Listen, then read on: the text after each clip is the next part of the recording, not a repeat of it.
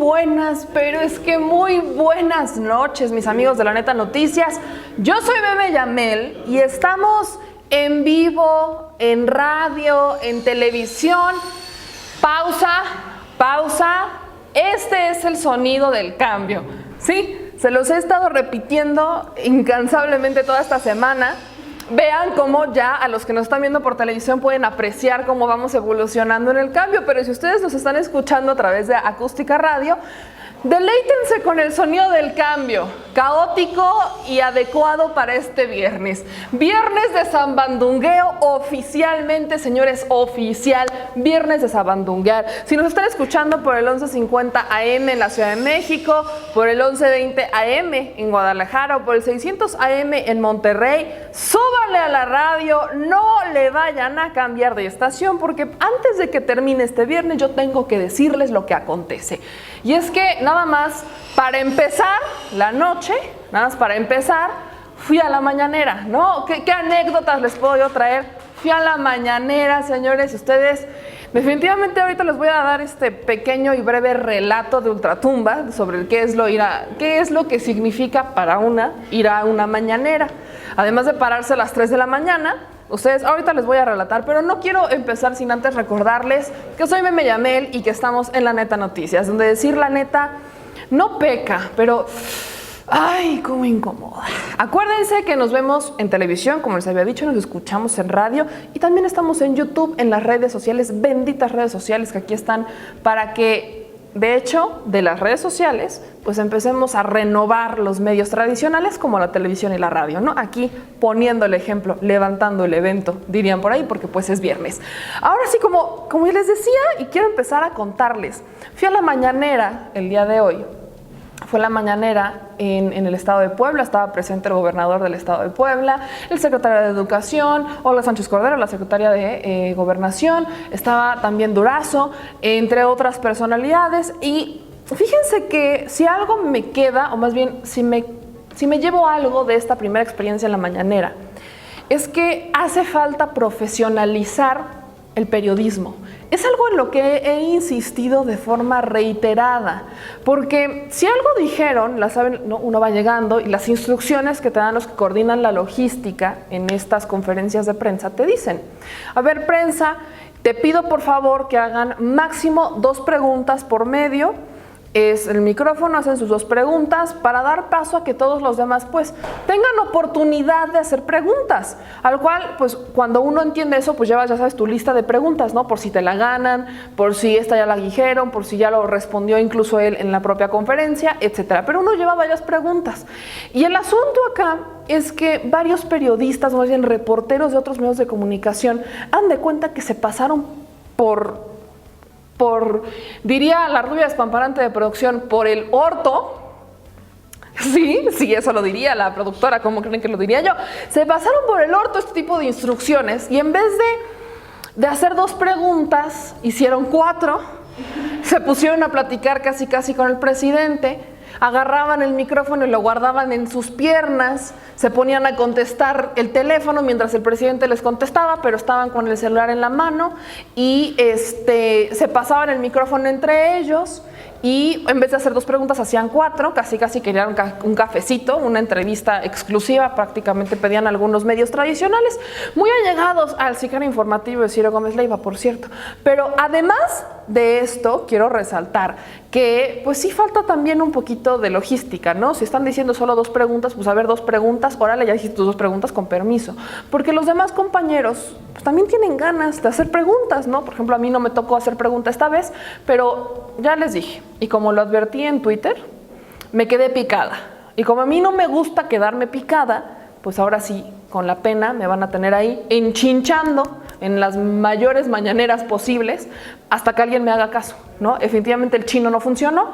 No sé si a la próxima voy a llevar un afro para ver si esta vez sí me hacen caso, pero yo voy a ir y voy a estar muy insistente. Pero al respecto de la conferencia de prensa matutina, le preguntan a Andrés Manuel lo que todo periodista le quería preguntar el día de hoy al presidente, referente a la renuncia de el exministro, ¿no? Por determinar el Senado, pero prácticamente ya exministro Medina Mora, que el día de ayer manda su carta para pues decirle al presidente, sabe que ya me voy. Es una carta en donde Andrés Manuel López Obrador en la mañanera confirma que él pues no tuvo contacto con Eduardo Medina Mora previo a que se enterara de esta carta que se le entrega a través de la Consejería Jurídica. No tuvo contacto, no sabía que esto iba a pasar, pero dice que pues como estaba en los estatutos, acude con Olga Sánchez Cordero. Olga le dice, ¿sabes qué? En la Constitución pues él lo puede hacer, puede renunciar. De hecho, le da la breve historia de que en el 93 ocurrió un acto similar y pues turna la renuncia al Senado, que es el que la debería de hacer efectiva, y a partir de ahí pues ya tocará mandar una terna para reemplazar el cargo o la silla que deja Medina Mora. Pero ¿por qué se va Medina Mora? Y es algo que cuestionamos y creo que todos lo sabemos y también se nos confirmó en la conferencia de prensa matutina. Medina Mora se va porque enfrenta acusaciones por unas transferencias millonarias que superan los 102 millones de pesos que realizara en los últimos 2 años Eduardo Medina Mora. Los últimos 2 años de su vida estuvo realizando transferencias, o al menos de su vida trabajando, pues así vamos a llamarlo, porque tampoco quiero que se me ofusquen. Al menos los últimos 2 años, Eduardo Medina Mora ha estado haciendo transferencias de sus cuentas bancarias en México a sus cuentas bancarias en el extranjero, mismas que fueron calificadas desde el exterior como pues bastante extrañas. Y por eso está enfrentando una que otra acusación. Sus cuentas están siendo investigadas, claramente es algo que Ricardo Monreal en el Senado pues prometió y cumplió. Empezaron a hacer este tipo de señalamientos y según entendemos, esta renuncia se debe a que Medina Mora pues estará atendiendo a estas denuncias que quedan a cargo de la Fiscalía General de la República. Pero haciendo un análisis un poquito más profundo, todos los caminos nos llevan a Enrique Peña Nieto y no podemos decir lo contrario. Sabemos que Eduardo Medina Mora trabajó en el sexenio de Felipe Calderón y fue nombrado por Enrique Peña Nieto como, pues, recomendado, nombrado, puesto, como lo quieran llamar, ya como ministro de la Suprema Corte de Justicia de la Nación. Medina Mora, cercano al expresidente Peña, cercano a Juan Collado, un personaje que estuvo involucrado, ayer lo mencionábamos, en algunas investigaciones complicadas, el Michoacanazo, Rápidos y Furiosos, bueno, ahí tenemos varias, pero lo que sí tenemos que entender es que, aunque la oposición quisiera, esta no fue una decisión que pidiera Andrés Manuel López Obrador. Andrés Manuel López Obrador no ha pedido la renuncia de ninguno de los ministros y es algo que muchos ciudadanos le cuestionaron. Muchos ciudadanos le decían, ¿por qué no cambias? Si lo hizo Zedillo, ¿por qué tú no, Andrés Manuel? Renuevas al Poder Judicial como se hiciera en ese momento. Hay que entender oposición moralmente destruida, oposición farolera o fascista o como le quieran llamar, que esta no fue una decisión de Andrés Manuel. También lo repite en la conferencia de prensa mañanera. No todos somos iguales. No porque otros presidentes actuaran así quiere decir que lo ha hecho. Entendamos que esto nada tiene que ver con Andrés Manuel, tiene que ver con asuntos ilegales que cometiera Medina Mora por sí solito. Se podrá estar escapando, es culpable de algo, corrupción, lavado de dinero, enriquecimiento ilícito, recibió sobornos, yo no sé, pero si algo me queda claro, y hablándole a los panistas que seguramente nos están viendo, permítanme decirles, no se pasen de... Es correcto, lo que ustedes no saben que dijo la productora, pero yo leí perfectamente en sus labios. No se pasen de chayote, no se pasen, nada más dejémoslo así, no se pasen. Simplemente no se pasen porque no todos somos iguales. Y no, Andrés Manuel López Obrador no mandó a despedir a nadie. Él se fue solito porque me queda claro que tiene mucha cola que le pisen. Yo soy Meme Yamel y regresamos. Estamos en Acústica Televisión, en el canal 160 de Total Play, el canal 79 de Easy. Estamos en la radio, ¿cómo de que no? En el 1150 AM para la Ciudad de México, 1120 AM en Guadalajara y 600 AM Monterrey. Monterrey, escúchame bien porque ahorita regresamos para hablar un poquito de ti. Regresamos, amigos de La Neta Noticias. Yo soy Meme Yamel, estamos en televisión, en el canal 160 de Total Play y también estamos en la radio, en el 1150 AM para la Ciudad de México, en el 1120 AM para Guadalajara y en el 600 AM para Monterrey. En lo que pareciera un relato de ultratumba, vamos a hablar con Monterrey seriamente. Sí, Monterrey, tú que me estás escuchando o que me estás viendo tal vez a través de las redes sociales, tenemos que echarnos un pollito.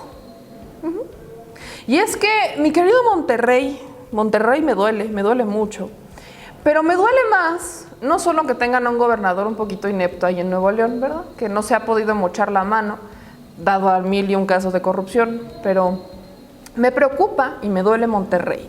Porque el TEC de Monterrey, ojo, TEC de Monterrey, quien fuera mi alma mater en la prepa, tenemos que hacer fuertes declaraciones en este momento porque estudié en la prepa del TEC. Se le ocurrió al menos a algunos alumnos invitar a Felipe Calderón. ¿Es polémico? Sí. No porque le estén dando foro a un expresidente que miente como respira, no porque le estén dando espacio a alguien que cometió actos de lesa humanidad, ¿no? Crímenes de lesa humanidad en contra de los mexicanos, que dejó unas secuelas de las cuales todavía no podemos salir. No porque le estén dando espacio a un personaje que de verdad tiene sed y tiene ambición mala vida de la política, no fue expresidente, había ocupado varios cargos antes y ahora quiere hacer un partido político del cual había dicho que no era suyo, que era de su esposa, pero ahora el único que sale es él, para ser diputado en el 2021, ¿no? Así la ambición de algunos políticos que no dejan que avance y que podamos progresar. ¿Por qué es indignante tener a un Felipe Calderón en un TEC de Monterrey en Monterrey? Pues por el caso de los 2 estudiantes asesinados en el sexenio de Felipe Calderón del TEC de Monterrey a manos de los militares. Sí, esa cuenta cae encima de Felipe Calderón. Lamentablemente, pese a que estos jóvenes, a los cuales Felipe Calderón en su momento prácticamente los llamó sicarios, provocadores, los quiso justificar este crimen que habían cometido algunos militares por instrucciones de Felipe Calderón, como que estos 2 jóvenes eran asesinos, eran sicarios, eran revoltosos y tenían que matarlos, ¿no? Lo quiso justificar, quiso maquilar todo. Ya saben que en el sexenio de Felipe Calderón hubo mucha prueba fabricada para justificar su guerra contra el crimen, porque de esa forma él justificaba, o bueno, hacía legítimo un gobierno que no le pertenecía. Pero dado estas circunstancias, hoy por hoy, a los jóvenes, a mi generación, a los padres de estos jóvenes asesinados a manos de militares por órdenes de Felipe Calderón, para la comunidad estudiantil del TEC de Monterrey y para muchos otros mexicanos más, nos resulta bastante indignante que pues, el TEC haya invitado. No sé en qué estaban pensando estos jóvenes, teniendo tanto político, teniendo tanto talento que no se le da espacio. Me cuesta mucho trabajo pensar que Felipe Calderón era necesario para este evento al cual invitan. Pero ahí les va. Felipe Calderón fue invitado por la Sociedad de Alumnos de Derecho, mis amigos. Y lo están invitando a un simposio que es el Simposio Internacional de Derecho, que se va a realizar del 9 al 11 de octubre. Los estudiantes se dividieron, me queda claro, y ya hay más de 5,000 firmas por parte de grupos estudiantiles que están en contra de que Felipe Calderón dé esta conferencia. Entonces, el grupo de estudiantes que invita a Felipe Calderón justifica el por qué es importante que esté Felipe Calderón en este evento. Dice el comunicado que manda esta sociedad de alumnos de la licenciatura de Derecho que consideran pertinente expresar por qué la ponencia del expresidente Calderón cumple con el objetivo del Simposio Internacional de Derecho. Y es que a través de la exposición del licenciado Calderón se busca que comparta su experiencia como titular del Poder Ejecutivo y de su trabajo como actual presidente honorario de la Comisión Global de Economía y Clima, y asimismo contará con una sesión de preguntas por parte del público. ¿Ok? ¿Qué quieren saber sobre la experiencia de Felipe Calderón? Más se lo pregunto a los jóvenes del TEC de Monterrey. ¿Qué le dejó Felipe Calderón a México? Bueno, ahí tenemos las secuelas del crimen organizado, cifras que no hemos podido reducir porque Felipe Calderón creía que cortándole las cabezas a los grandes capos ya había acabado con el problemita y en realidad lo empeoró. Lo empeoró a tal grado que hoy se quiere venir a lavar las manos. A ustedes, amigos de Monterrey, ¿qué les dejó Felipe Calderón? Pues manos, ahí en el TEC, ¿sí? 2 estudiantes asesinados. Esa es su experiencia como titular. El titular del Poder Ejecutivo, Felipe Calderón, nombró a Isabel Miranda de Wallace, acusada de tortura, como Premio Nacional de Derechos Humanos. Eso es esa es la experiencia que tiene Felipe Calderón en el Poder Ejecutivo. ¿Qué más? ¿Qué otra experiencia tiene Felipe Calderón? Robarse las elecciones, porque no eran suyas, las había ganado Andrés Manuel López Obrador, pero pues ya saben, el INE siempre cooperando con su respuesta eficaz que en su momento dieron, que pues el PREP todavía estaba en fase de prueba, ¿no? Se nos olvidó decirles que el PREP estaba en fase de prueba, entonces si hubo una que otra cifrita más o menos, pues no pasa nada. Bueno, Felipe Calderón se robó una elección, Felipe Calderón asesinó a 2 estudiantes del TEC de Monterrey, Felipe Calderón desató el crimen como nunca, en vez de organizado se convirtió en crimen desorganizado, Felipe Calderón benefició a un buen de personas con el SAT, también condonó impuestos, Felipe Calderón nombra a una torturadora como Premio Nacional de Derechos Humanos. La experiencia de Felipe Calderón, a mi parecer, no es como para que la pongamos ejemplar ante unos estudiantes de Derecho, ¿no? A mi parecer, Felipe Calderón debería de ser un ejemplo para estudio de caso criminal, en donde deberíamos empezar a cuestionar si lo enjuiciamos o no, cuáles son los crímenes que cometió, cuál fue el tipo de ética, ¿no?, mediante el cual actuaba bajo el Poder Ejecutivo, no sé, ¿no? En vez de cuestionarlo y en vez de alabarlo, deberíamos de cuestionar a Felipe Calderón, amigos, porque sí me causa... Me dan agruras, ¿para qué les miento? ¿No? Me dan agruras ver cómo es que todavía hay personas que no terminan de entender y no terminan de dimensionar lo que Felipe Calderón le generó a México y que lo inviten a este simposio internacional de derecho en el TEC de Monterrey, un lugar en donde por sus instrucciones asesinan a 2 jóvenes y luego intentan cubrirlo diciendo que ellos eran sicarios y que eran que prácticamente ellos eran del grupo armado, ¿no?, que estaba atacando y que respondieron. Me cuesta mucho trabajo entender cómo es que hay jóvenes que quieren aplaudirle a Felipe Calderón y que lejos de que esto parezca enriquecedor para las nuevas generaciones, en realidad me preocupa que los empiece a contagiar con esta ideología de que asesinar está bien, porque eso es lo que promueve Felipe Calderón, que asesinar, si tienes la justificación necesaria, está bien, si tienes o si encuentras el fundamento legal o lo fabricas, está bien. Me causa mucho dolor lo que Felipe Calderón le podría estar enseñando a estas nuevas generaciones en este simposio internacional de derecho. ¿Qué ha hecho como presidente honorario de la Comisión Global de Economía y Clima? Pues nada, no hay nada relevante que podamos hablar acerca del desempeño de Felipe Calderón ahí, solo es un título. Aparte, como bien lo dice, presidente honorario. ¿Qué ha aportado Felipe Calderón a la Comisión Global de Economía y Clima? Realmente nada. Entonces, me duele y me duele Monterrey, pero es algo que... pues ahí se los dejo al costo. Estamos en Acústica Radio, en el 1150 AM en la Ciudad de México, 1120 AM en Guadalajara y 600 AM en Monterrey, y me duele es Monterrey. Yo soy Meme Yamel, nos vemos también por la televisión, en el 160 de Total Play y el 79 de Easy. Amigos de las redes sociales, regresamos brevecito, chiquito y sin pausas. Regresamos, yo les dije brevecito, chiquitito y sin pausa. Yo soy Meme Yamel y estamos por Acústica Televisión, Acústica Radio. Aquí yo ando poniendo el desorden como siempre. No le cambien si nos están escuchando a través del radio, si van manejando, si ya van en camino al zambandungueo. No se detengan, manéjenme con cuidado, respétenme las señales como de que no. Si es peatón y me va escuchando en el podcast, por favor, ahí se lo pido encarecidamente, no se me distraiga. También hay que ser buenos peatones, hay que ser buenos conductores. Cambiar a México depende de nosotros y con cositas tan mínimas como ser buenos ciudadanos, ¿no? Si me ven en la televisión, no le cambie mi niño, mi niña, porque ya vamos a terminar. Y es que en este último bloque de noticias vamos a retomar lo del SAT.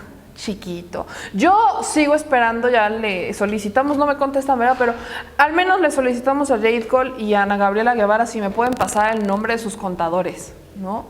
Yo sigo el nombre y el teléfono de sus contadores. Ayer se los decía. Ellas justifican que las condonaciones millonarias que realizaran en el SAT, les condonaron 16, al menos a Jade Cole 16 millones de pesos en impuestos. No sé qué monto de declaración justificaría este tipo, pero bueno, creo que es empresaria, entonces no estoy para cuestionar eso. Fue 4 años antes de que ocupara un cargo importante en Morena, pero sí me preocupa lo del contador, fíjate, porque yo no conozco un solo mexicano de a pie, como usted, como yo, como la reproduce, como la morenaza de fuego que luego nos acompaña. Yo no conozco a ninguno de nosotros que nos hayan condonado impuestos. Al contrario, te dicen, si no nos pagas ahorita el lunes regreso con más gastos de ejecución. Y qué triste que el mexicano de a pie sea el que tiene que pagar los platos rotos por estos millonarios que de verdad podrían pagar sus impuestos, pero que si los pagan simplemente se hacen menos ricos, entonces les duele un poco más el bolsillo y como tienen influencias, pues imagínate. Entonces yo sigo esperando el nombre del contador para no contratarlos porque como fue un error, pues no, ya hay nada más, ya saben, se los paso al costo. Pero lo que sí suena interesante y vale la pena mencionarles es que Arturo Herrera, el actual secretario de Hacienda, reveló que van a fiscalizar esta lista de contribuyentes a las cuales en el sexenio de Felipe Calderón y de Enrique Peña Nieto se les condonaron impuestos. ¿Sí? La van a fiscalizar. ¿Para qué? Dirá usted. Yo le diré, sencillito y carismático. La van a fiscalizar para ver si estas personas a las cuales se les condonan los impuestos pues merecían o cumplieron con todos los requisitos que establecía la ley en el momento para que se les condonara. Nada más, ¿no? Nada más, digo, para salir de dudas. ¿Por qué lo menciono para salir de dudas? El sexenio de Felipe Calderón le condonó impuestos a personalidades o a empresarios como Bacardí. Sí. Felipe Calderón le condona impuestos a Bacardí. Ahora me queda claro por qué Bacardí pues siempre lo tenía bien nutridito a nuestro expresidente. Pero también le condonó impuestos a, más que nada, empresas internacionales. Enrique Peña Nieto le condona impuestos más que nada a celebridades y empresarios particulares. En el sexenio de Enrique Peña Nieto hablamos más de deudores y de defraudadores fiscales. Acuérdense que por decreto presidencial tal cual, Enrique Peña Nieto perdona fraudes fiscales e impuestos a sus amigos, entre ellos el empresario de Pegasus, el que le entrega el software con el cual Enrique Peña Nieto pudo investigar a opositores, periodistas, activistas, a cualquier persona que se opusiera a su gobierno. Entonces hay que entender cómo funcionaba esto y vale la pena explorar e ir más allá de lo que nos está diciendo Arturo Herrera, que es importantísimo. Fiscalizar que toda esta lista de contribuyentes que resultaron beneficiados con estas políticas del SAT, que como bien les dije son legales, efectivamente fueron legales, pero poco éticas, vamos a llamarle, va más allá de simplemente saber si la ley se hizo a modo o si ellos pues, estaban evadiendo impuestos. Entonces, lo que me resulta importante mencionarles es que todo venía de un plan. ¿Por qué recalco que Felipe Calderón le condonaba impuestos a empresas internacionales y que Enrique Peña Nieto a personalidades más de la farándula, amigos y defraudadores?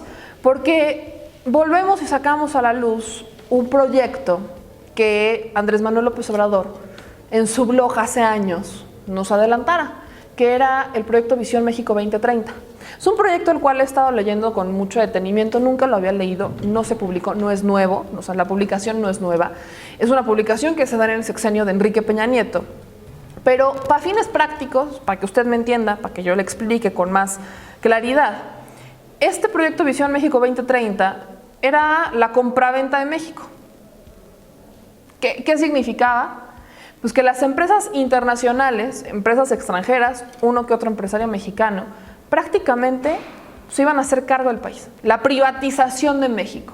Era un cheque en blanco para que empresarios metieran sus manos hasta el fondo bajo las condiciones que ellos quisieran, como ellos lo necesitaran, como lo solicitaran, como se les pegara la reverenda gana para hacer negocios. Según justifican en este proyecto México 2030, pues era un proyecto para que pues evolucionara México, ¿no? Es una, como yo les mencionaba en Twitter, cuando lo estaba empezando a leer, dice que es utópico, es una poesía muy bonita, como todas las leyes mexicanas. A veces uno hasta lee la Constitución y dice, ay, qué bonito, ojalá y las leyes de verdad me aplicaran así y no nada más las leyera como una bonita poesía.